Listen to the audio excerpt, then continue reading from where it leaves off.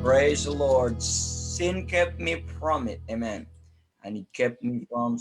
I made a comment kahapon sa ano po sa bago po mo nag-preach po mga kapatid. And because the second verse is about the martyrs who've gone through at stake.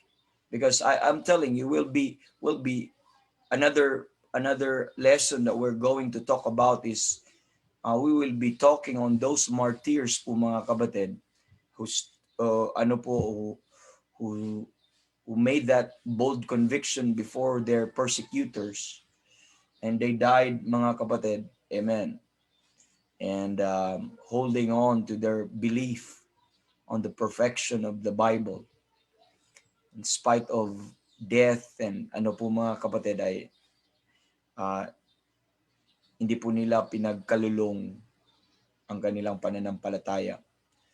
So this book truly is bathed with blood. Amen.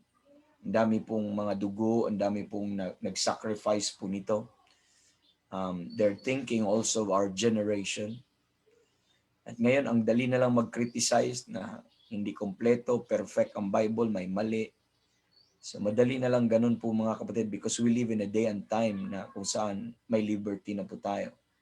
But before po tayo nagkaroon po ng liberty, it cost their blood, amen. It cost their lives, amen. So may simple ano po mga kapatid, just a simple ano po, with respect doon po sa kanila pong mga dinanas po sa atin, is just we don't want to be a traitor to their cause. And we don't want to be a traitor to the cause po mga kapatid. And but we take that mantle po mga kapatid and just believe the book and stand for the book, amen, and preach the book. And yun po yung what we need sa mga ano po na yun ngayon, sa mga sandali ngayon. You know, nung na-persecute po sila, they wax bold sa kanilang pananampalataya. Ngayong time na meron na tayong liberty, ay talagang ang mga tao ay wala na yung ganung conviction, no? So kailangan ba natin ng persecution para ma-ignite ng ating conviction sa salita ng Diyos? Hindi natin kailangan ng ganun. And just know that this book is bathed in blood, amen. And just think of those martyrs and of those saints before us na who died at stake, burned at stake, quoting some scriptures. Amen. Woo! Amen. Praise the Lord for that. Anyway, we'll be talking more of that, some other lessons po mga kapatid. But let's pray at this moment. Thank you, Lord, sa inyong goodness sa amin. Lord, patuloy niyo kami bigyan po ng zeal. Bigyan niyo kami, Lord, ng excitement sa lesson namin pag-uusapan ngayon as we continue. Maybe close, kung kaya na maabot namin, Lord, maybe close the threefold cord of the scripture. And we'll go on sa mga next pa po namin na ano, Lord, na aming pag-usapan. And tulungan niyo kami, Panginoon, na hindi po kami ma-swayed, hindi po kami madala po sa mga whispering ng kaaway or panliling ng kaaway. Tulungan niyo kami ma-stay sa book at tulungan niyo kami, Lord, ma-inspire din sa mga ginamit ninyo, Lord, ng mga kaluluwa or mga saints before us. And thank you for the opportunity today na mapag-aralan namin po ang Biblia na inyong binigay sa amin. Sana as we learn more of this, Lord, ang aming appreciation ay mas lalong tataas, Lord, at lalo po naming maano, Lord,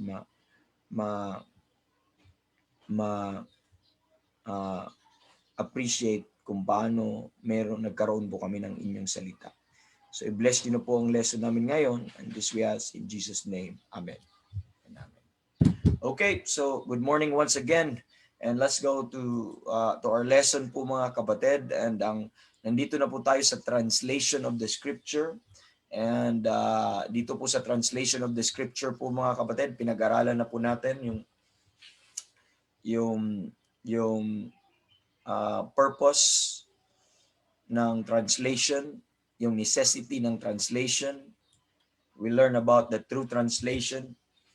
Christ and His words can be made known to all nations and to all generations. So, tapos na tayo sa inspiration, preservation, at we will continue now dito sa translations.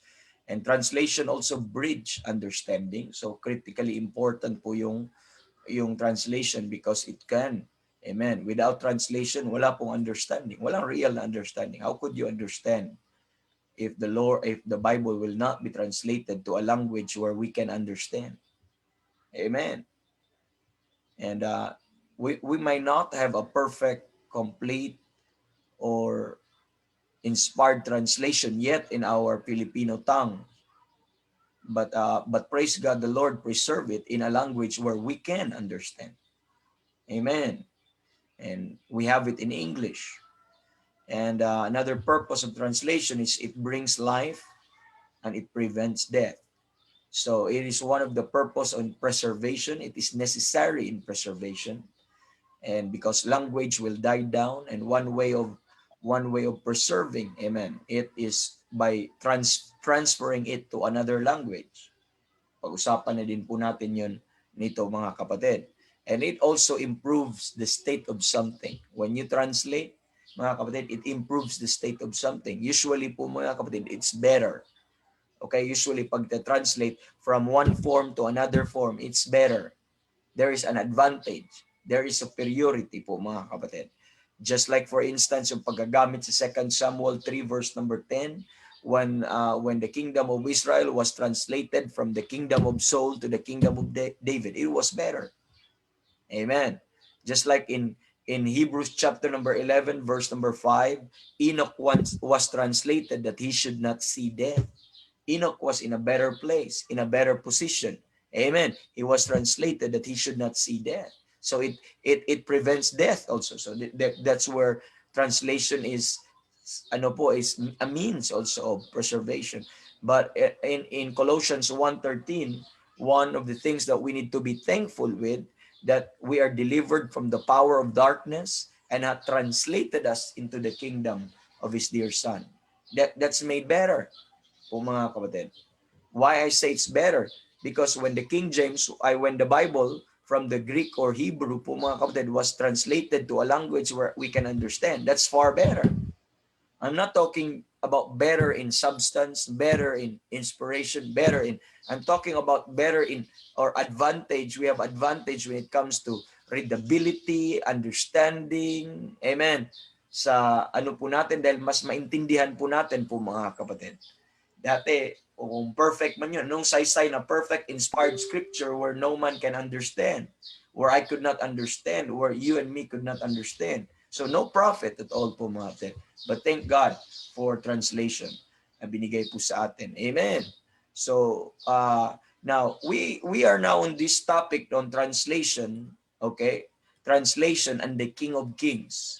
Let me share my slides po sa inyo po, mga kapatid. Translation and the King of Kings. Okay? Let me share my slides. Try ko tong bagong feature. Hindi ko alam kung anong meron dito po, mga kapatid. PowerPoint as virtual background. Tingnan ko nga. As virtual background. Pwede ba ang PowerPoint as virtual background? I-try ko lang, ha. First time ko po ito, mga kapatid. Oh. Hindi naman. So hanapin ko yung PowerPoint. Discover ko itong bagong feature ng Zoom. Yan lang. Saan ko ba hanapin? PowerPoint presentation. Taglit lang. Just bear with me. Tingnan natin kung virtual background daw eh. Preparing yung PowerPoint. Yun, nandyan ako sa baba. As virtual background, kaya lang maliit. No? Na-try ko lang, mga kapatid. Para naman akong, so, wag na nga, stop share ko yan. Sa sunod na yan, pag-aralan natin. parang wala tayo sa on air ngayon Nagtatry po tayo po, mga kapatid. Dito tayo sa isa, sa lumang sa basic na, dito tayo sa basic. Okay, dito tayo sa basic. Okay? So, Translation and the King of Kings po mga kapatid. Translation and the King of Kings. Amen. Yun pala yung effect nun. Maganda pala din yun. Nandun lang din pala ako sa gilid. Hindi ko napansin eh. Akala ko, okay, anyway. Translation and the King of Kings. Okay, so ano yung natutunan po natin dito po mga kapatid? We're looking at sa mga kings po sa Bible po mga kapatid. Okay, we're looking at these things, no? So sa mga kings sa Bible, and we're considering po na kung tawag po nito, we're considering first the king's speech. We're looking at the king's speech po mga kapatid. If you remember, pinag-usapan natin yan last week. And makita po natin yung mga speech ni Ahasuerus or na mga decree ng mga hari like si Ahasuerus, like sa Esther chapter number 1 verse 21 to 22. We are also looking at ganun din po mga kapatid sa chapter number 8 verse 8 to 10 and 13. And we have visited those verses po mga kapatid. Natingnan na po natin yun. Teka, saglit lang kasi bumalik na naman yung sakit ng Facebook. Hindi na naman ako makakita sa inyo. Naglo-load na naman. Naglo-load ba sa inyo ulit? So, yan, every 9 o'clock po siya po mga kapatid. Pataas. So, yun po yung ating struggle ngayon. So, the King's Speech, consider the King's Speech. And ano pong gusto kong ipunto po in this considering the King's Speech? My point mga kapatid is this. Okay? Ito pong mga hari na ito ay mayroon silang decree ginagawa. And para sa kanila, this decree is so important na maipasa sa mga countries and provinces na under ng kanilang domain. So we're looking at Ahasuerus as the king of Persia po mga kapatid, at ikanyang i-disseminate ang lahat ng kanya pong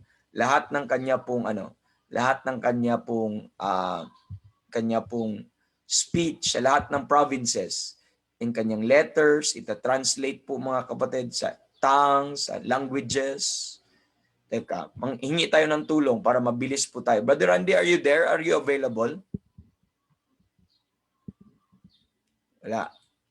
Sino available? Brother Pitch, are you available?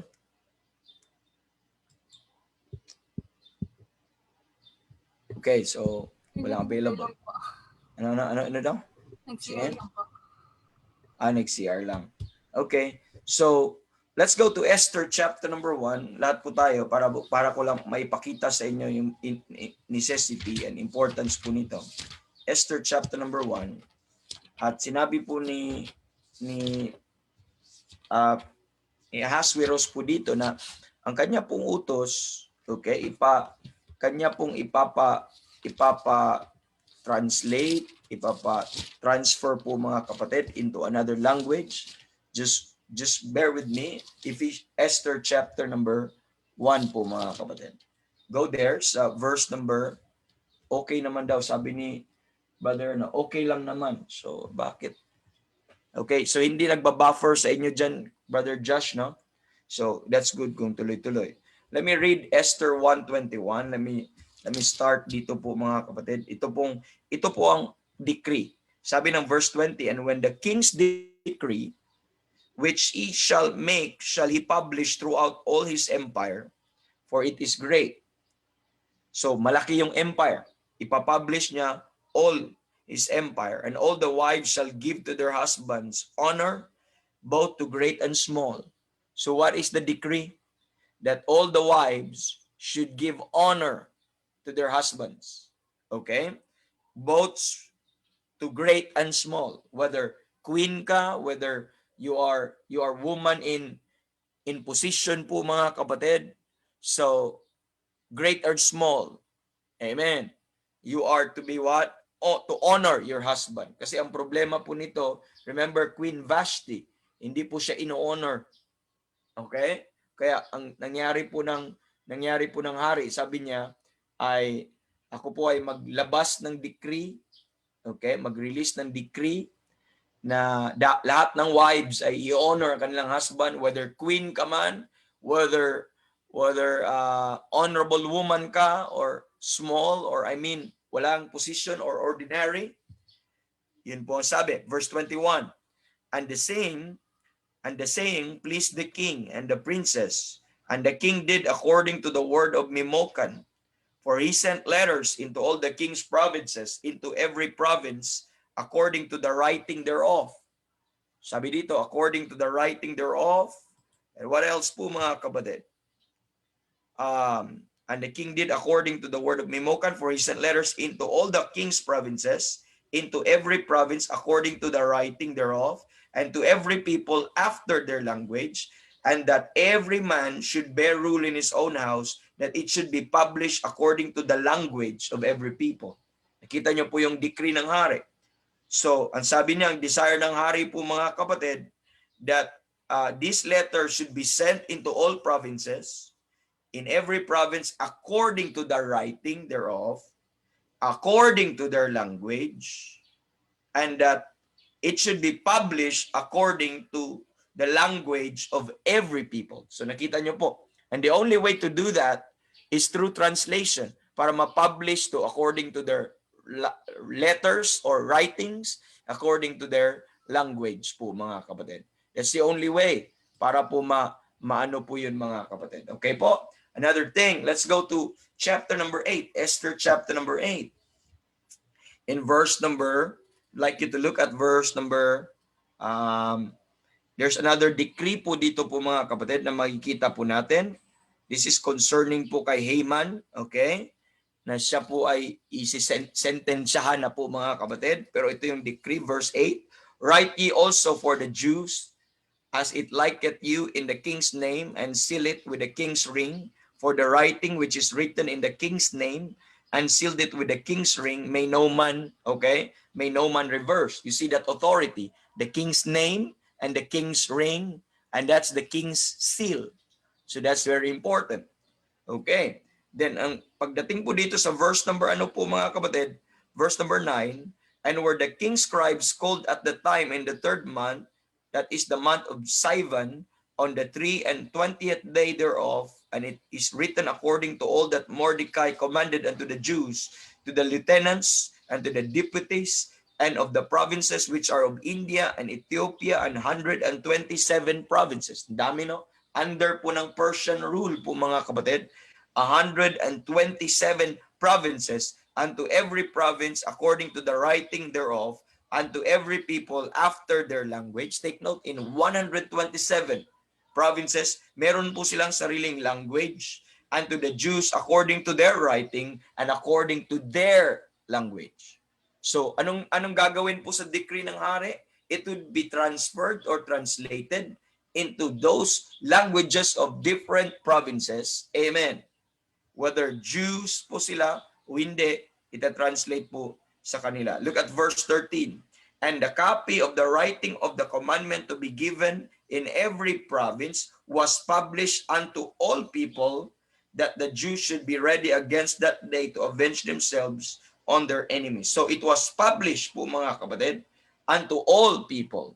So whether kung saan man silang probinsya, kung ano po sila po mga kapatid, the word of God was translated in their own tongue po mga kapatid. That was the king's speech. So consider that po mga kapatid. So ninais po ng isang hari na ang kanyang decree aabot sa lahat ng tao. That's number 1. Aabot sa lahat ng tao. At not only that, ang kanyang decree po mga kapatid ay maintindihan ng lahat ng tao. Okay? And also consider the desire of the pagan king. You consider also the desire of the pagan king po mga kapatid. Okay? Ano yung desire ng pagan king? In Daniel chapter number 6, let's go to Daniel chapter number 6. This is ano po mga kapatid? This is tawag po nito, Darius the Great.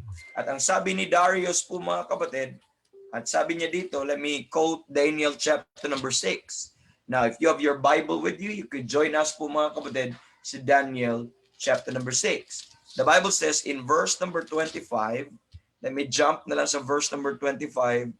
Okay. And the Bible says, then King Darius wrote unto all the people. So he wrote unto the people, all the people. Take note. Nations and languages that dwell in all the earth, peace be multiplied unto you. I make a decree that in every dominion of my kingdom men tremble and fear before God of Daniel. For he is the living God and steadfast forever, and his kingdom that which shall not be destroyed, and his dominion shall be unto the end.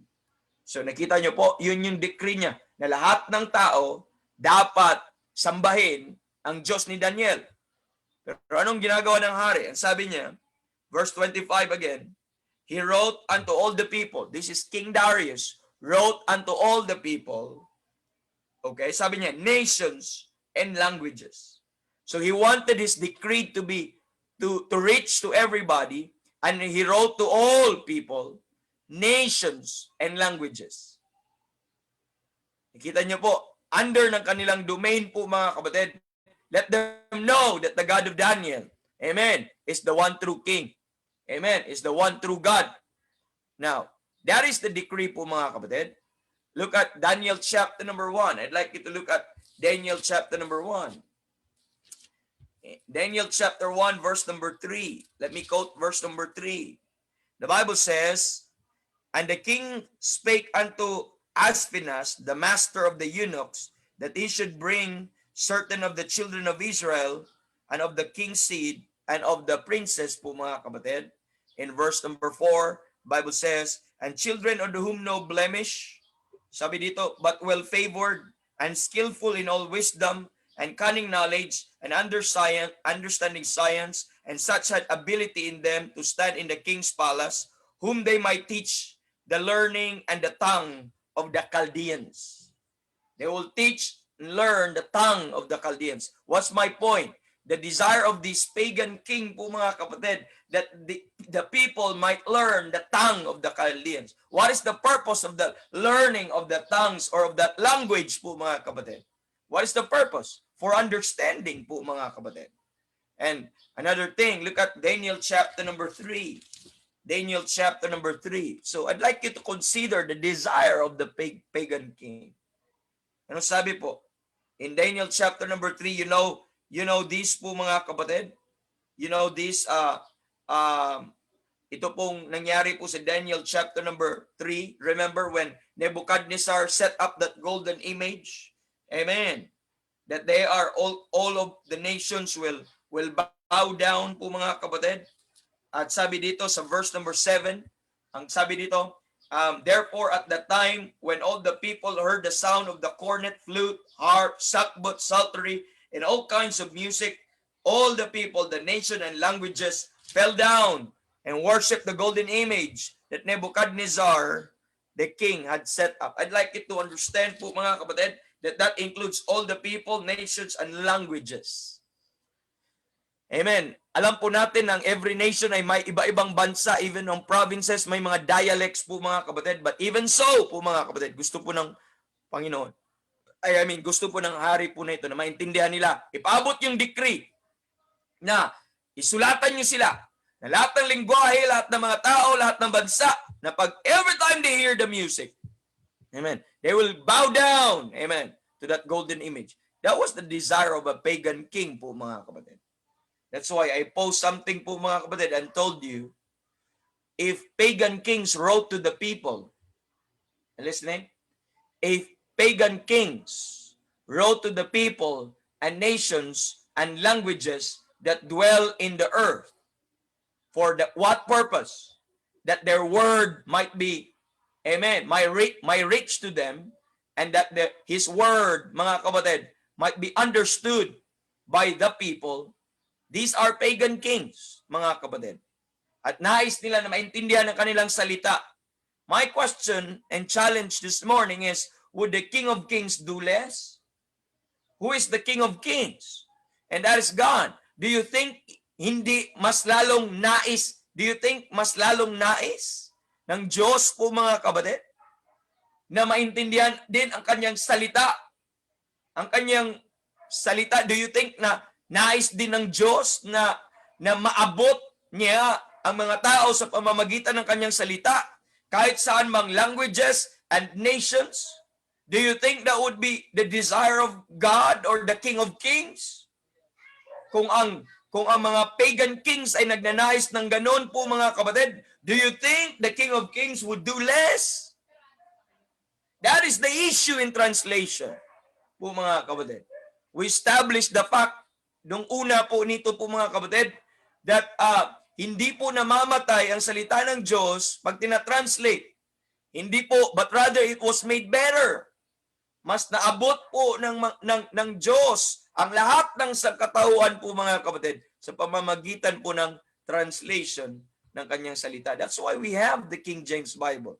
Because nais po. By the way, sabi po ni William Tyndale po mga kapatid, sabi niya, I would like to have, amen, sabi niya, William Tyndale, who is the translator of the Tyndale Bible, sabi niya, I would like to have every single person, okay, of the people of England to have a copy of the Bible where they can understand. Amen. Why? During those days, ang may predominate po ang Roman Catholic at ang Bible was contained only doon sa Latin and corrupt Latin, which is the old Jerome Vulgate po mga kapatid. But Tyndale desired, mga kapatid, that he wanted every person in England to have a copy of the Word of God in their hand, in a language of the Word of God where they can understand. Mga kapatid, in a language of the Word of God na maintindihan nila. That's why that's what motivate. That's what motivate po. Bago po siya, sinunog po kasi si William Tyndale po mga kapatid. Ano ang crime ni William Tyndale? He was not a robber, he was not a drunkard, he was not a criminal, but he was burned at stake. What was his crime? Because he translated the Bible, amen, to English. That was his crime. And it was a great crime during back days po mga kapatid. That's how powerful Rome back then. Amen. He was burned at stake. But before po siya, bago po siya sinusunog po mga kapatid, habang sinisindihan ng kanyang sariling apoy po mga kapatid, alam niyo ano nangyari? He uttered a prayer and he said, Lord, open thou the eyes of the King of England. Hello? Open thou the eyes of the King of England. You know, after his death, you know nangyari? The King Henry VIII, which is sino ang nagpasunog sa kanya? It was King Henry VIII ang nagpasunog din sa kanya of England po mga kapatid. And siya din ang nag-decree later on that sabi niya, this Bible that is translated in English should be published. Okay? In England. Pero you know, the ultimate po mga kapatid, the ultimate answer to that prayer, you know what? Is when God, amen, opened the eyes of King James the First of England and authorized a translation. And hence we have the King James Bible. Amen. So, do you see that, mga kapatid? That's the point po mga kapatid. If pagan kings wrote to the people, do you think God would do less? If the pagan kings wrote to the nations and to the languages, do you think God would do less? Amen. God desires His word will be made known. Amen. To all nations and to all generations, to all, mga kapatid, souls, mga kapatid. Now, there are also in the Bible, let's consider also those kings whose heart are open. There are kings also whose heart are open to recognize the true word of God. Let's look at 2 Chronicles. Do you remember the story of Josiah? The boy king po mga kapatid. Let's look at 2 Chronicles. And this is the story of Josiah. Ang sa panahon po nila po mga kapatid, nawala po ang salita ng Diyos. Hindi nila mahanap yung copy ang salita ng Diyos po, mga kapatid. But nung nahanap po nila yung copy ng salita ng Diyos, it was in Shushan. Amen. Nakita po natin, let's look at 2 Chronicles chapter number 34. And I'd like you to go to verse number 18. 2 Chronicles chapter number 24 verse 18. 34 verse 18. Let me read to you po sa inyo po mga kapatid. Verse number ano po? Verse number 18. Then Shaphan the scribe told the king, saying, Hilkiah the high priest had given me a book, and Shaphan read it before the king. So, yung nakitang libro, okay, ni Hilkiah po mga kapatid, binigay niya kay Shaphan, at si Shaphan naman ay binabasa before the king. And it came to pass when the king had heard the words of the law, and sabi dito, and that he rent his clothes. And the king commanded Hilkiah and Ahikam the son of Shaphan and Abdon the son of Micah and Shaphan the scribe and Asaiah, servant of kings, saying, servant of the king, saying, go inquire of the Lord for me. Amen. Go inquire of the Lord for me. Ang sabi niya, and for them that are left in Israel and in Judah concerning the words of the book that is found. For great is the wrath of the Lord that is poured out upon us, because our fathers have not kept the word of the Lord, and to do after that is written in the book. And Hilkiah and they and that the king had appointed went to Huldah, the prophetess, the wife, and Shalom, the son of Tekva, the son of Harshas, keeper of the wardrobe po mga kapatid. Then later on, if you look at that, they read on and they studied that book po mga kapatid. So that was the desire when the king opened the heart of when God opened the heart of the king. Amen. The king recognized the true word of God. This is the word of God. So later on, he will make a decree that this should be published, this should be made known po mga kapatid sa mga tao. So yun yung impact po mga kapatid. Inuuna po ng Panginoon ang hari, because once na mabuksan yung puso ng hari po mga kapatid, it would affect the entire kingdom. At ang nangyari kay Josiah po mga kapatid, amen, ang nangyari po sa kanya ay nung nakita niya na pakinggan niya how sweet the word of God is, I want to know more of that, sabi niya. Amen. I want to hear more of that. And what a blessing po mga kapatid. Let's look at Ezra chapter number 6. Ezra chapter number 6. Amen. The book of Ezra. The Bible says in chapter number 6 of the book of Ezra, I'd like you to look at po mga kapatid, in verse number 10. Let me read starting verse number 10. The Bible says, that they may offer sacrifices of sweet savors unto God of heaven, and pray for the life of the king and of his sons. Then verse number 11 po mga kapatid. And also I have made a decree.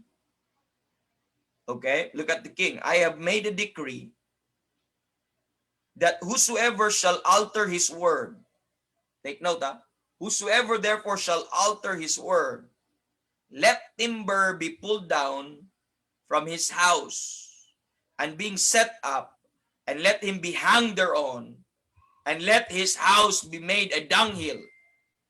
Amen. Let his house be made a dunghill for this, and the God that hath caused his name to dwell there destroy all kings and people that shall put their hand to alter and to destroy this house of God which is at Jerusalem. I, Darius, made a decree, and let it be done with speed. You know, nung nakita po nila yung scroll na nakasulat patungkol sa decree ni Cyrus the Great, gumawa din ng decree right then and then si Darius, na kung sino man ang mag-alter sa salitang ito, amen, sabi po ng Bible po mga kapatid, let him be hanged thereon.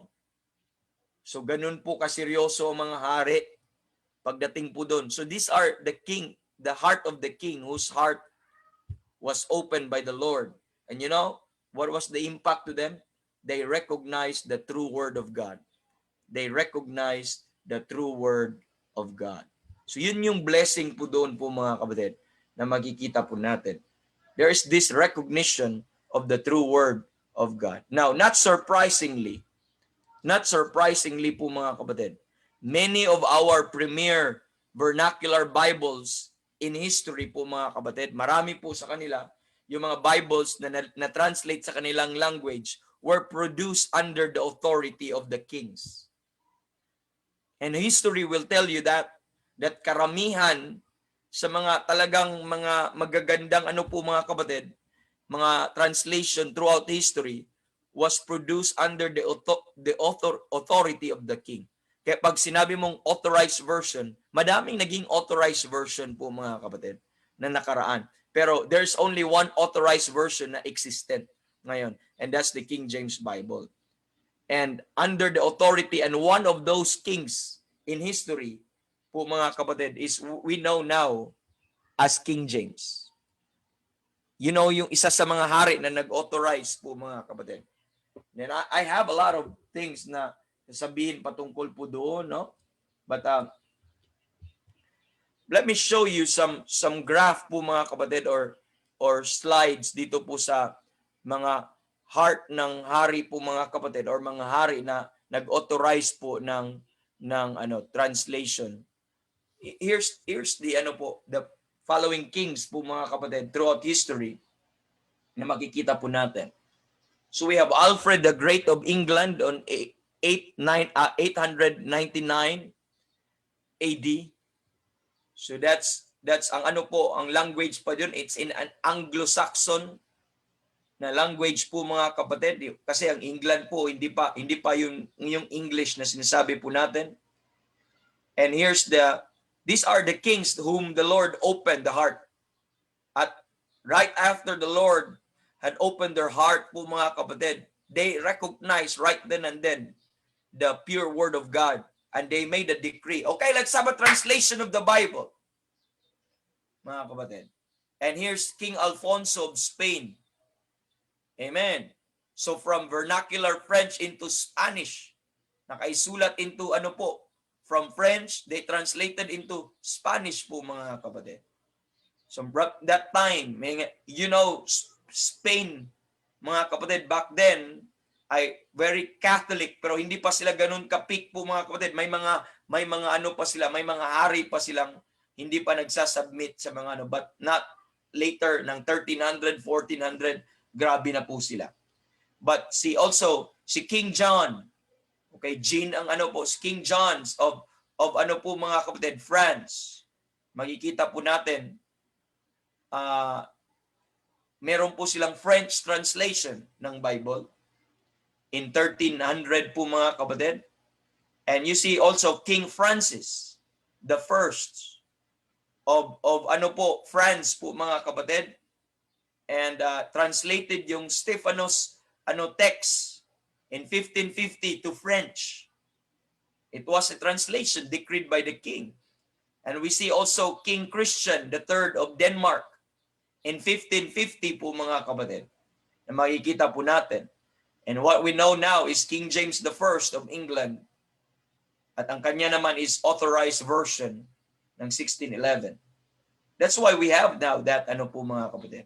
Now, that's why that Bible is very po mga kapatid, it's very superior compared to any other Bible, because this book is very superior compared to any other Bible because of that mga kapatid. Not only from 1611 na ito po ay na-authorized, but up to now, amen, it was never outdated. It was still loved by many souls. Loved by many mga kapatid, readers. And andun pa rin ang authority niya. At to modern version, ang ating King James Bible po mga kapatid, to other modern version, ang King James Bible po natin mga kapatid ay para po siyang ay intimidating Now, just think of this. From 18 ano po mga kapatid, from 1611 all the way to 1881, in the English world, okay, in the world of English people, under ng yung ano po sa England, sa England, sa Scotland, sa Ireland, in the English world po mga kapatid, before America was discovered, there's only one book.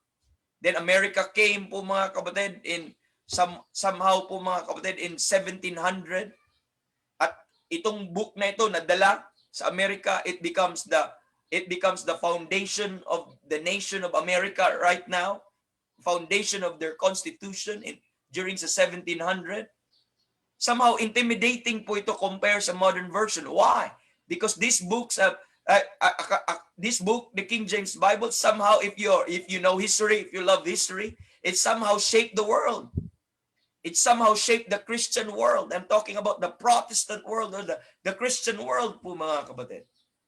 At ano kaya, I told you of the movie, of that documentary. I don't know if you've watched that. It was titled The Book That Changed the World. It was produced by the BBC. Can you imagine? Unsaved ang nag-produce. But they titled the documentary as The Book That Changed the World. It truly changed the world. It shaped culture, it shapes mga countries, it shapes mga kapatid, constitutions, and it becomes the foundation ng mga mga kapatid, ng isang bansa, kultura at pamilya at pang napakadami all around the world po mga kapatid. That's why it's somehow intimidating. Not only of its of its authority, because the name in itself is Authorized Version. Authorized Version. That there is no are you listening? There is no other book that is present today, that is existent today, that was decreed by the king, by the king's authority. Amen. There's no English Bible that was told by the king or decreed by the Royal Highness po mga kapatid to translate a Bible or to write a Bible in their own language. That is, po mga kapatid, passed by the king. Wala. Ang King James lang po mga kapatid. So from 1611 all the way to 1800, there's only one book. And that's the Bible, the King James Bible, the old black book, so to say. Kaya nung naglabas po sila ng first ever translation, English translation, amen, after the King James, that was written in 1881. 1881. And that is the revised version. That is the revised version of 1881. The first corrupt, that's the mother of English corrupt versions. That's the mother of modern versions, the 1881. And 1881 is somehow, that year is somehow liberal po mga kapatid, 1881. In France, that's the time ng late 1800, that's the time of the po mga kapatid, yung mga women liberation, yung po mga kapatid, time of revolutions and time of madami kaguluhan po mga kapatid. Diyan nagsilabasan ng mga kulto. By the way, coincidence ba? During sa 1800, nagsilabasan ng mga like cults like Seventh-day Adventist, cults like anong tawag po nito kay Russell? Jehovah's Witnesses. Hello. Cults like Mormonism. Cults like mga kapatid, like charismatic movements, Pentecostalism. Ang daming nagsilabasan po dyan mga kapatid. And is it coincidence in those times also?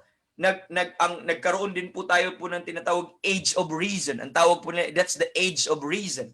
Na lumabas po yung mga, lalo na yung mga Victorian age na po mga kapatid, time ng Victorian age. They call it sometimes yung the awakening po ng modern literature, like pagkasulat ng humanistic philosophy. Diyan din Diyan din lumabas po mga kapatid ang communism. Diyan din lumabas yung mga theory ni Darwin, yung ano po, yung evolution. That's all, lahat yan 1800. Kasabay po ng, alongside with that is the first ever modern version. At daming nangyayari po mga kapatid na na pangyayari na mga panahon po na iyon. That's the parang opening, yung ang tawag nga nila, the age of reason. Nandun na yung mga textual criticism. Nandun na yung mga mga kapatid na wala na talaga. So, that's the start of apostasy. Because that is to welcome the 1900, which is the modern church age po mga kapatid. Kung makikita po natin. So, hindi po yun coincidence. Ganun po, alongside, when this book was, was translated, mga kapatid, when this book was published, it really, ang dami po mga Christian heritage. Anyway, isa po sa mga pag-uusapan natin, the heritage of the King James Bible. Pero ang dami po mga Christian heritage ang na-develop po mga kapatid, na unto now we hold so dear. Amen. Ganun po may effect po sa manner of life. May effect po, it brought revivals, it brought po mga kapatid, napakadami. Ginagawa po ng book po nito. But kasabay yung modern version, sangkatutak na mga mga kapatid, na mga anti-God na mga materialist din at saka mga policies na nagsilabasan during those days. Po mga kapatid. Modernistic na din ang dating po lahat. So, now this is quite intimidating, most especially sa mga modern versions. Alam niyo kung bakit? You know why it's intimidating? Kasi paglabas ng revised version, sumulat kaagad sila sa Crown Copyright, ang revised version na committee. Ang sabi po nila, dapat bago po nila i-publish ang kanilang revised version, dapat mapalitan ng pangalan. Hindi na dapat authorized version. So they write down to the Crown Copyright, sabi nila, dapat hindi na authorized version ang pangalan. Dapat po mga kapatid, ang pangalan ay King James Version. King James Version. You know, it was not first named as King James Version. It was named as the authorized version at the beginning po mga kapatid. Kaya it was commonly known. Kaya makikita nyo sa Bible nyo po mga kapatid, it was first commonly known as the authorized King James Version. Kaya nga sabi dito sa aking pong the text conformable to that of the edition of 1611, commonly known as the authorized, version. Because for almost 300 years, it was known as the AV 1611. AV 1611. Now, do you think there's no conspiracy in that? There is conspiracy. You know why? Because when this modern version will release a new version, when this translator will release a new version, it's quite mga kapatid, so superior. Ang pagpangalan ay authorized version. Sa kanila, revised version. So RV, revised version. So anong magiging testimony niyan? Oy, amin yung AV, sa inyo RV, revised lang kayo. Hindi yan authorized. So it's quite intimidating because monarch to monarch. That's why it is where the word of the king is, there is power. Amen. It is acknowledged po mga kapatid. Do you know of a Bible that is government sponsored today? You've known. Wala po. Walang ganon. Do you know of a Bible that has a royal right or royal authority? That it is passed on as a decree? Do you know of a Bible right now that the translators are the king's choice? Na ang king mismo nagtawag doon sa Hampton Court, calling all the learned men of England, all the Christian men of England, and gather all the wise and all these mga kapatid, doctors and these people who know the Greek and the Hebrew and other languages, and commission them, amen, and authorize them. They're the king's choice. Sino ngayon ang mga translator? Hindi mo makilala eh. Nagsilabasa na lang sa hindi mo alam, wala mga faithful Christian testimony. By the way, isa sa pag-uusapan din natin yun. Yung life po ng mga translators po mga kapatid. And I'm telling you, they have good Christian testimony. Kaya sabi ko sa inyo, hindi lang intimidating by its name. But it's intimidating din by its po mga kapatid, by its authority. Kaya ang daming galit dito eh. Tingnan nyo, alin po ang binabanata na Bible palagi. By the way, just for the record, no? Just for the record, this is the best-selling book of all time. This is the best-selling book of all time. Ano yung tatlong best-selling book of all time? You have the King James Bible, the Fox's Book of Martyrs. I don't know if you have read John Fox. Okay, the Fox's Book of Martyr. And the third po mga kapatid is John Bunyan's Pilgrim's Progress. That's the best-selling book of all time. At ang nagtop po, the monarch of books, is not just the king of all Bible, but is the king of all books. Amen. Just up to date po mga kapatid. It may not be the best-selling now. It may not be the best-selling book now, but when you look at that for 400 years, amen, it's been the best-selling book of all time. And this is unparalleled. Kaya, daming nag-atake po, mga kapatid. Nakita niyo po yun? That's something po, mga kapatid. And we appreciate that. And I thank God, amen, that God taught us English, that the language English came to our country so that we could also see the beauty and the wonder of this book. Amen. And thank God I have that book. And it's available now. And we know it now, po mga kapatid. And appreciate the Lord's working dyan po sa atin po mga kapatid. Let me share another slide with you. Sabi po nito po, sige, I'll just read this to you. This is from the Dedicatory, the translators to the readers. I don't know if your Bible has a translator to the readers po mga kapatid. Okay, written by Miles Smith. Okay? Meron pong translator to the readers. Ibig sabihin, dalawa po ang sa Bible ko, meron pong translators to King James. Nagsulat po sila ng letter kay King James sa harap. At meron ding translator to the readers. Nagsulat din ang mga translators para sa kanilang mga readers. Okay? Now, sabi nila, the original sacred tongues, together with comparing of the labors both of our own previous English Bible and other foreign languages, the Chaldee, the Syriac, the Spanish, the French, the Italian, and Dutch, of many worthy men who went before us. So ano pala ang ating King James Bible po mga kapatid? Contrary to popular belief, ang ating King James Bible po mga kapatid is not Greek from Greek only. But the translator mismo po mga kapatid, sinasabi po ng ating mga translators na ang ating King James Bible is diligently compared from the languages, from Bibles that are preserved in these languages like the Chaldee, the Syriac, the Spanish, the French, the Italian, and Dutch, and many more po mga kapatid na mga languages. Kaya contrary to popular belief, hindi po from Hebrew to Greek to English. That's a very poor history and a very poor teaching on manuscript evidence po mga kapatid.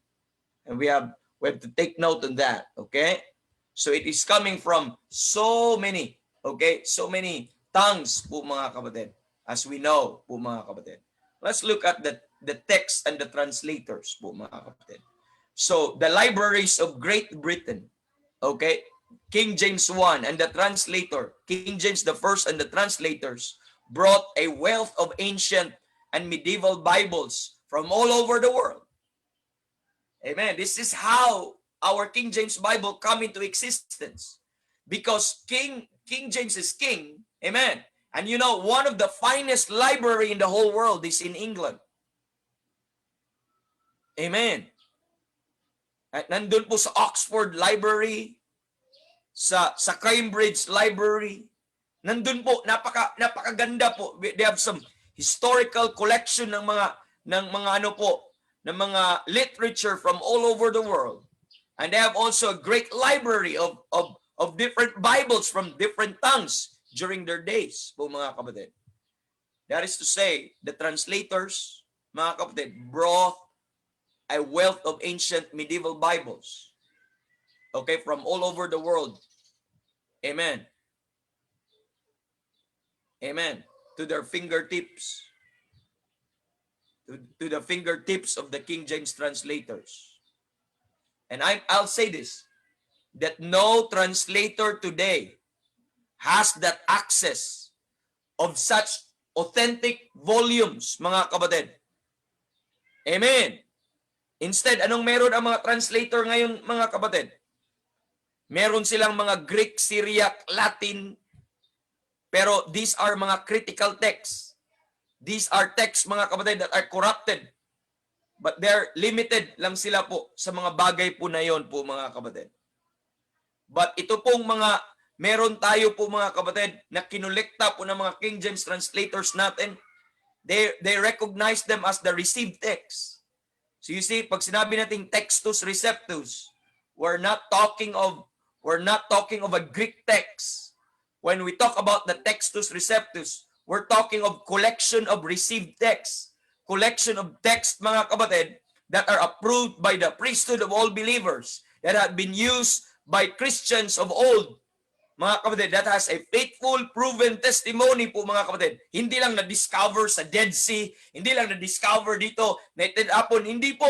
Ang mga Bibles na kinulikta po ng ating mga King James translators are known as the received text.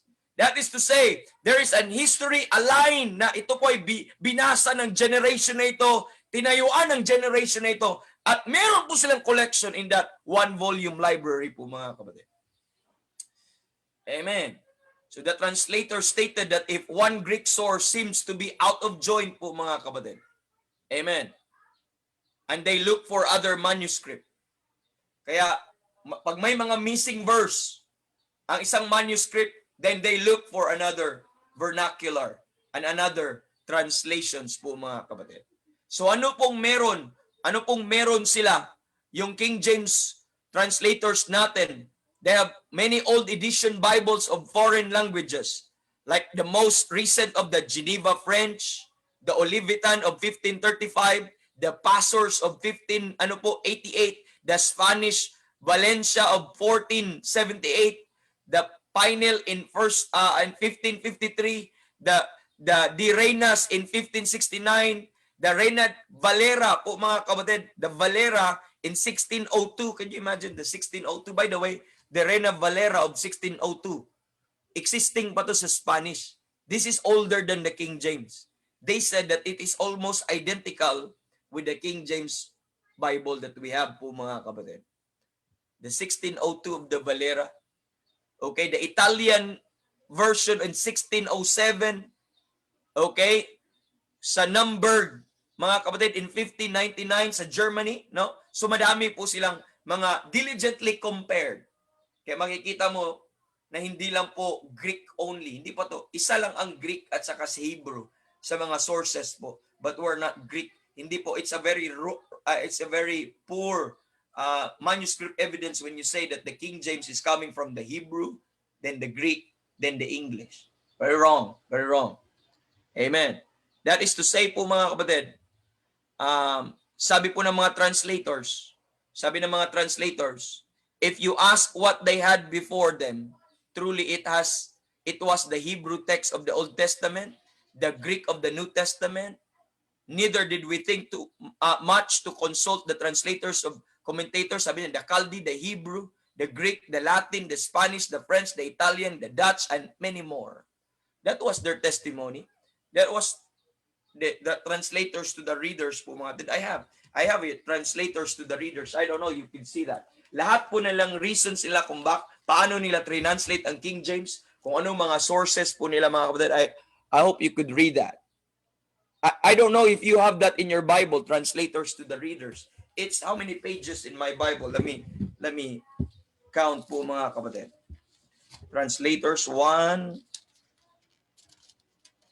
2, 3, 4, 5, 6, 7, 8, 9, 10, 11, 12, 13, 14, 15, 16, 17, 18, 19 pages.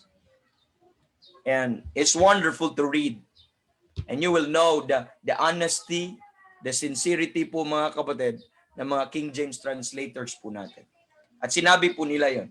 So I am disproving some things that many of those mga professing na mga teachers of manuscript evidence that they're saying. Kasi may mga nagsasabi, bawal i-translate, hindi dapat ita-translate. Do you not know that our King James Bible is also a byproduct of good translations from other languages? And kaya po, when you put them together, kaya sobrang majestic ang ating Bible. Ano ko bakit? Kasi para siyang perfections ng other languages na naka-translate or naka-preserve na mga received text or the textus receptus from other languages po mga kapatid.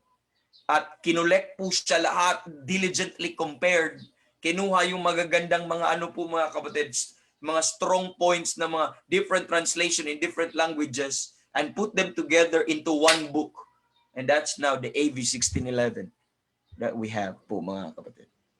So, and if you observe po mga kapatid, no? It's more of, kung tutusin, it's from the Syriac to Latin to Greek, then to English, then translate pa sa Greek. Nakakatuwa, no? It was translated from English na translate sa Greek. Do you not know that ito po ay source ng Greek text? Can you imagine? English Bible translate into Greek. At yun po yung Scribner's 1625. Amen. So, na makikita po natin po mga kapatid. Now, by the way, I'd like you to know also po mga kapatid that by the way, I would like to show you this also. These slides para makita po natin. Okay, pakita ko sa inyo yung slides na ito. So ito yung binasa ko kanina po mga kapatid. This is the dedicatory, the translator to the readers, okay, of 1611. I quoted it. Now, one thing that I'd like to show you po mga kapatid is this. Okay, ito po yung flow. From the Syriac Peshitta, which is the original Latin, the Old Itala. We're not coming from the ano po mga kapatid, not the Jerome Vulgate. This is the Old Latin, the Itala Bible ang tawag po doon. This is then translate to Greek by Beza and Erasmus po mga kapatid. Then isa sa mga sources ang Greek text ni Erasmus ng English, translate into AV 1611. So ano yung naging sunod? Ito yung sinasabi ko, translate into Greek in Scribner's 1825. So, sometimes ang konsepto natin, saan galing ang King James? Galing yan sa Greek text. At yung available na Greek text ngayon po mga kapatid, itong Scribner's, we never thought that Scribner's is galing po yan sa English. Okay? Hindi po galing ang King James dyan.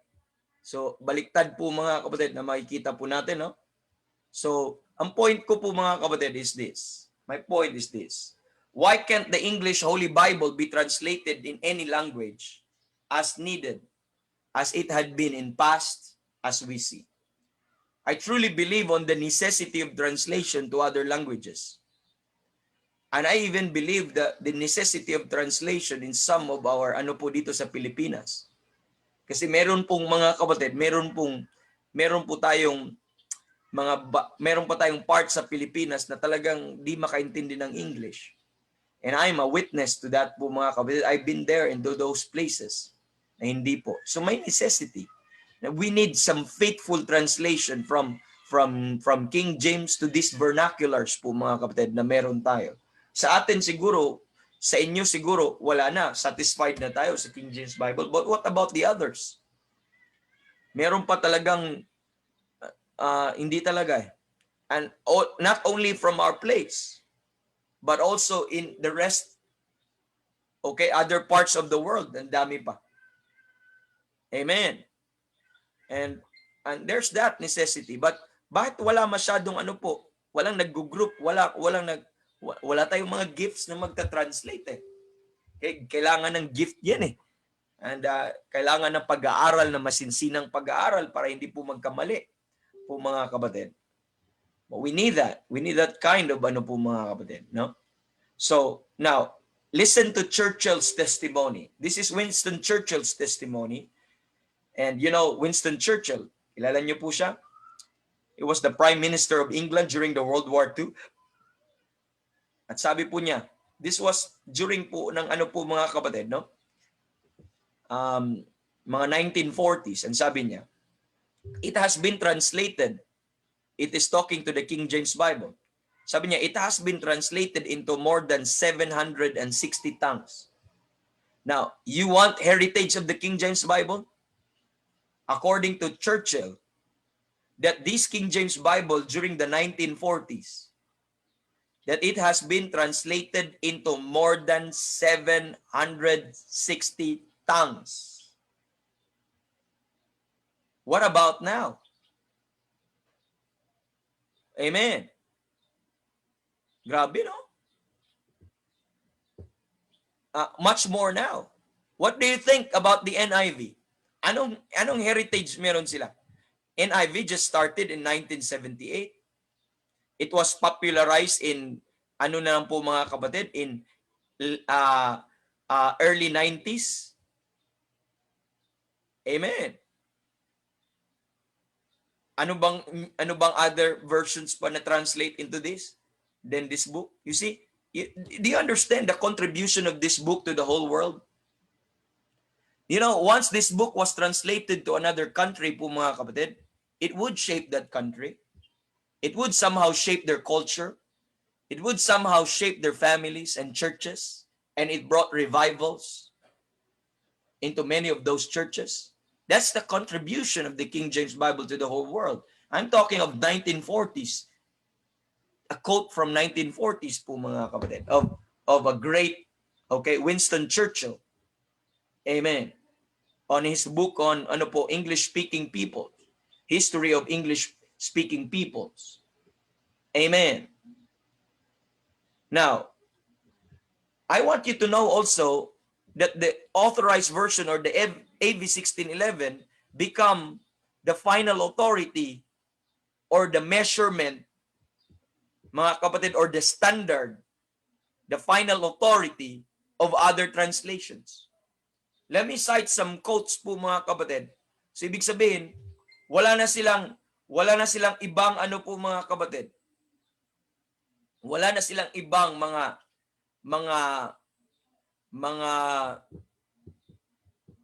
hinihailed na magiging pattern nila, magiging standard nila. It was not the Greek, it was not the Hebrew na kanilang ginagawang pattern na standard na ito yung perfection.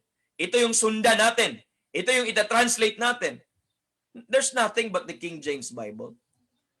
That's the contribution po makikita po natin as a translation. Itong King James Bible. It shaped other translations po mga kapatid. So ginagawa po nilang ito po yung pinaka-model ng lahat ng translation because they acknowledge its beauty, they acknowledge its perfection, at yung mga translators sa ibang bansa po mga kapatid, they pattern their translation after this book. Let me quote some things po mga kapatid. Okay? This is the Bible of Every Land. Quote mo kapatid by Samuel Bagster and Sons, 2nd edition in 1860 po mga kapatid. So sa Chinese, I'm talking of 1800 na mga po mga kapatid. Ang sabi po niya sa Chinese language, I believe po mga kapatid, ito yung si Pastor Bob nakapag-testify po nito po mga kapatid, na meron pong Bible po doon, amen, na dala-dala po ni Hudson Taylor nandun sa China, yung King James Bible at translate po ito sa Chinese language. And si Pastor Bob na ang missionary natin sa China dati, I could testify also this. But ang pagkasabi po dito, it never appears, however, to make any remarkable departure from the sense of the authorized English version. So that Chinese Bible po mga kapatid, they said that we never appears, okay? We never make remarkable departures from the sense of the authorized version, English version. That is to say po mga kapatid, ang basis nila of standard and perfection and final authority was the King James Bible. So their basis of a good translation that it should not depart, amen, from the authorized English version, mga kapatid. And another thing, in page 102, sa Hindui po mga kapatid, o sa India po mga kapatid, okay? So sabi po dito sa Calcutta, India, sa Calcutta Bible Society, William Carey, he brought with him the King James Bible, and he translated the Bible to Hindui po mga kapatid. And that is now the tinatawag po that William Carey Bible Society. It was first the King James Bible, the first ever translated to India po mga kapatid. Ano sabi niya? Being unacquainted with the original languages of Scripture, he consulted the English authorized version. Why? They don't know the Hebrew. They don't know the Greek po mga kapatid. But anong kinonsult nila? Sa first ever sa first ever Bible in India, it was translated out of the King James Bible po mga kapatid. In all the passages where the Hindu idiom required him to alter Martin's admirable rendering. Amen. And that's the point mga kapatid. It was, what about the Kafri, the African, okay, dialect mga kapatid na makikita natin. Now let me quote, a rule was enforced. So ito yung rule. What is that? As in the case of the New Testament, amen, to admit no rendering in the Kafri translation which does not occur either in the authorized English version. Do you see that? You see here, these are renowned, mga kapatid, the mga translation in other tongues, that the King James Bible becomes, mga kapatid, their final authority as the basis of a reliable and faithful translation in their own tongues po mga kapatid. It was not the Greek. It was not the Hebrew. Can I tell you something? The Greek and the Hebrew was never translated to as many languages like the King James Bible. Can I tell you something? The Greek Bible and the Hebrew Bible never, ever, amen, have attained the accomplishment and the heritage of the King James Bible. They're limited in scope, mga kapatid. It was not translated as popular as this book. That's the heritage of this translation over here. You could not underestimate this po mga kapatid. Amen. Now, I could not even read that. But this is from near Denmark po mga kapatid. This is a native in Faroe Island near Denmark. Let me read. And this is currently, I have this po mga kapatid. I don't know, I have no idea po mga kapatid if this translation had been finished. But this is my quote po mga kapatid back in 2000, ano ba to? I think 2008 po mga kapatid. This was a quote that I had in 2008. I am sure it is finished now po mga kapatid. But he writes po mga kapatid. Ano sabi niya? Okay? Now, the King James Bible, sabi po niya, this is a quote from Gail Ripplinger, and that is where we quoted in this ano po mga kapatid on the ano po mga kapatid, hazardous materials of Greek and Hebrew study dangers, the voice of the strangers, the men behind the smoke screen. This is Burning Bibles word by word in 2008. So, let me quote. Sabi dito, the King James Bible is truly God's gift to the world. Amen. English then as today being predominant language of the world. This is also being established at the same time as the King James Bible came forth. There will never be any Bible to replace the King James Bible, for it is the purified words of God. Yea, 7 times. This is a quote from a translator. Sabi niya, the noble task facing us today is merely to translate its word into other languages of the world And this we will do with all sincerity and pureness of heart, anticipating and furthering the King's soon return, and his gospel must go forth ere we may even be granted to sit amidst of John Wycliffe, and Tyndale, and Luther, and many others. What a desire of this translator. He wanted to sit with Wycliffe, an English translator, Tyndale, an English translator, Luther, a German translators, and many others po mga kapatid na makikita po natin. He wanted that. So you see how they hailed this book po mga kapatid. And tayo, wag tayong ano lang yan, hindi yan importante, mababa. No. Napakaganda po yung contribution. I believe po mga kapatid, this helped even many churches, Bible-believing churches in the Philippines po mga kapatid. Dahil po dito. So, in closing po mga kapatid, let me close with this and connect together. Translation mga kapatid is connected with the blood. Do you remember that po mga kapatid? There are three that bear witness on earth. The Spirit, okay, the water, and the blood. The Spirit is connected with inspiration, and the water is connected with preservation, and the blood is connected with what? Translation. Do you think it is accident when we are told in the Bible in Colossians 1:13, na ang pagkasabi ng Bible in Colossians 1:13, pagkasabi doon, we are delivered, amen, from the power of darkness and hath translated us into the kingdom of His dear Son. Then ang kasunod na verse po mga kapatid is, in whom we have redemption through His blood, even the forgiveness of sins. Do you think mga kapatid, it is accident where the word translation or translated, amen, is within the context of the effect of the blood? Amen. Is in the context of the effect of the blood. Because of the blood, we have translation. We are translated.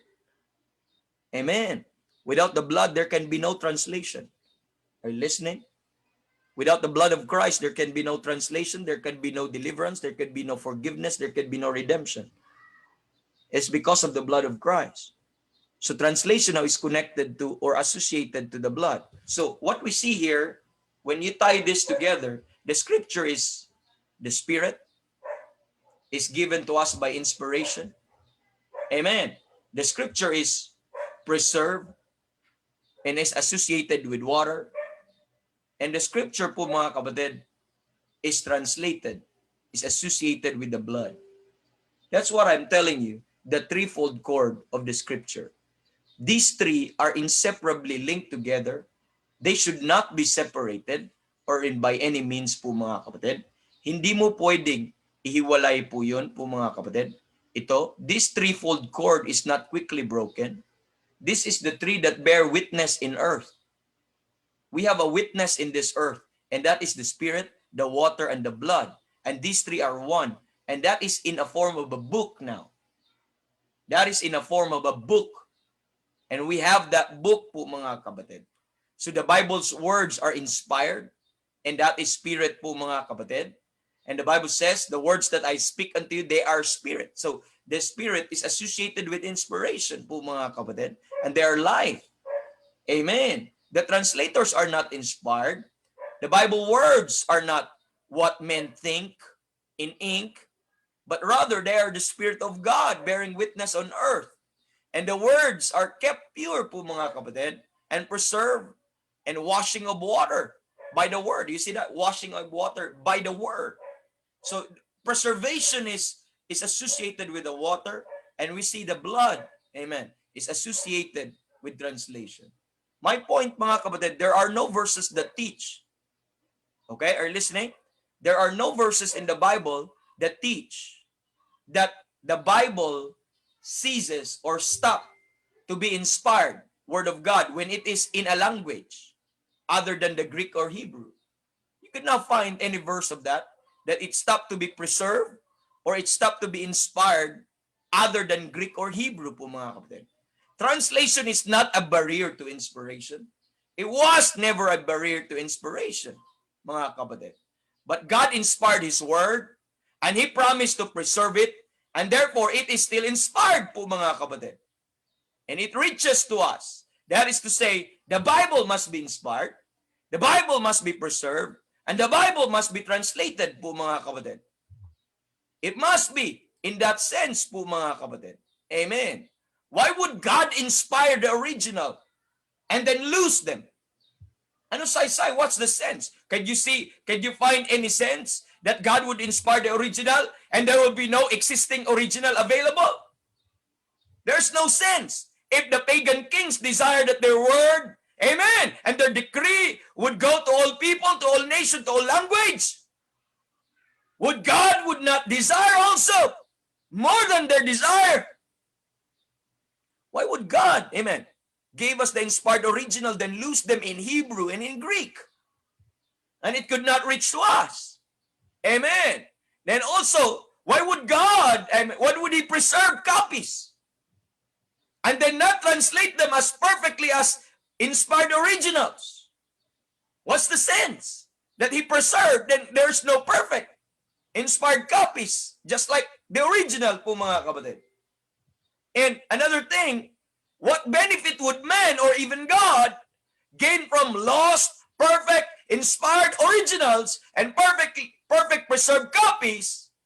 And listen, which no living person could read, which no living person could understand, which no living person could learn.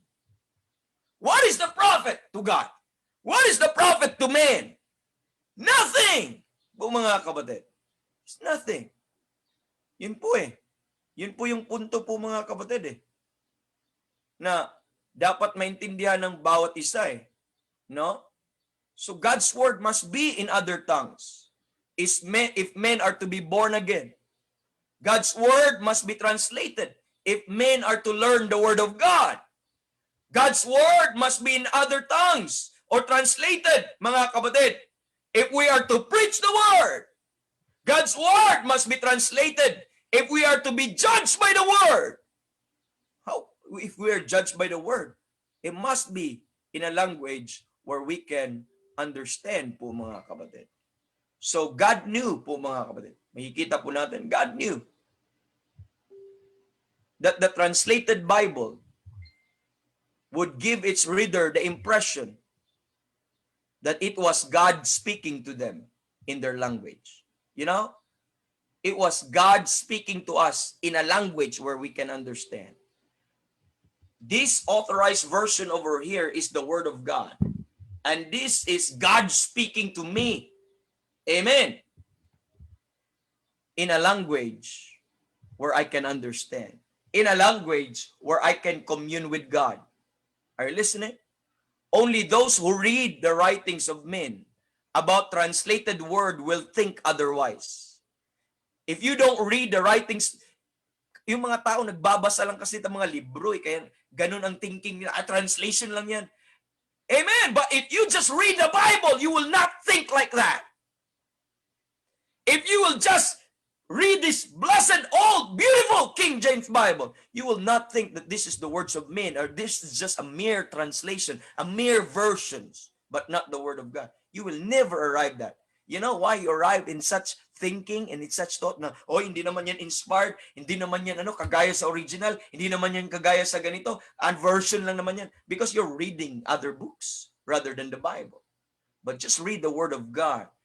And the Lord will give you an amazement how wonderful, how beautiful His words are. And you will never think otherwise that this is just a mere version or a translation po, mga kapatid.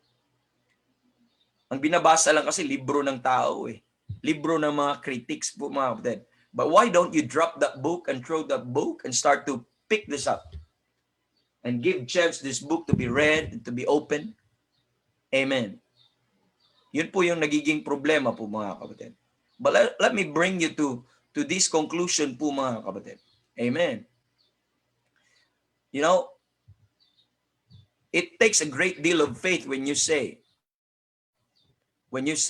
there is no inspired preserved translation. If you say that the King James translation is not inspired, Ito po yung mangyayari. No inspired preserved translation would mean no new birth. Why? Ano sabi ng Bible? Being born again, not of corruptible seed, but by incorruptible, by the word of God, which liveth and abideth forever. Kasi kung ang salvation ng ebanghelyo po mga kapatid ay sa pamamagitan po ng Bible where we can understand, what will happen to you if it is preserved only in Hebrew and Greek? Could you respond by faith of something you don't even know? You don't have any idea about? Na it sounds na ng noise lang sa'yo? Or it's just like sounding of a tinkling cymbals that it could not communicate? How will you be saved on a gospel where you could not understand? Amen. So, wala nang other agent of regeneration but the Word of God. Mga kapatid. So, when you don't believe on inspired, preserved translation, now you will have a problem. Saan ka kukuha ng ebanghelyo na papakinggan mo? Amen. And no inspired, preserved translation would mean no understanding. It would mean no understanding. How could you understand if translation bridge understanding? So there must be inspired, preserved translation if you understand the Word of God. Because the Bible says po mga kapatid, amen, it is the inspiration of the Almighty giveth them understanding in Job 32 verse 8. So the inspiration of the Almighty, ibig sabihin, there must be an inspired, preserved translation now if you have understanding. Are you listening? And no inspired, preserved translation means no learning, no comfort, no hope. Why? Where do we get our learning? Where do we get our comfort? Where do we get our hope? It's from the scriptures po mga kapatid. When the Bible says in Romans 15 verse number 4, where it says, amen, those things were written aforetime, were written for our learning, that we through patience and comfort of the scriptures, we might have hope. If there is no Bible, how could you take comfort on something you could not even read? How can you be comforted and learn and hope on something, amen, that you have no idea what he's talking about? If the King James is only, or if the Bible is only preserved in Hebrew and Greek, or in the original tongues, if you think that translation cannot be the Word of God, what will happen? You will have no learning, you have no comfort, and you have no hope. Po mga kapatid. That's the problem. This is the consequence, the result. This would be the proposition. If you don't believe on an inspired, preserved scripture or translation po mga kapatid. So, no inspired, preserved translation means no prophet. It means no prophet. Why? Yung profitable things doon. 2 Timothy 3:16, all scripture is given by inspiration of God and is profitable for doctrine, for reproof, for correction, for instruction in righteousness. No profitability. Why? What gives profit? What makes the scripture profitable? It is the inspiration. Now, if there is no inspired translation, if there's no inspired preserved translation right now, then we could not get any profit at all. How could I profit in the Hebrew and Greek where I could not read, I could not understand? Wala. That's why that's a very blatant, a very serious accusation, or a very poor, mga kapatid, understanding when you just say that the Word of God is only in Greek and Hebrew. Now, nag-aksaya ka ng oras mo kung ganun ang konsepto ninyo. Amen. I hope hindi po ganyan ang konsepto natin. And no inspired, preserved translation means nothing to search. Kasi sabi doon, search the scripture. Kung ang scripture mo ay preserved sa Hebrew and Greek, then hanapin natin yun. Hanapin natin ang original. Are you listening? Kung sabi mo ang scripture na yun ay original, then you will be disobedient to God if you will not find that original Halugugin mo sa buong mundo, hanapin mo yun, at isi-search natin. Sabi doon, search the scripture. Amen. What I'm saying is, the scriptures, mga kapatid, doesn't mean original. But it means also copies and translations, as we have studied. Amen. It means copies and translations. Amen. So I have something to search. I could obey that verse, John 5:39. I could obey that verse, and I will search the scripture. This is the scripture in my hand. If those things were so, just like I could be the Berean, amen, that they search the scripture if these things were so. Amen. So kung wala pong inspired translation or inspired preserved translation, then there's no scripture. There's nothing to search. Mga kapatid. Bakit nothing to search? Ang original, matagal nang nawala. Can I tell you something? There's no library in this world that has the original available with them. Even in the time of the Lord Jesus Christ, wala na ang original Old Testament. And it should be noted po mga kapatid. And also, no inspired preserved translation means nothing to study and rightly divide.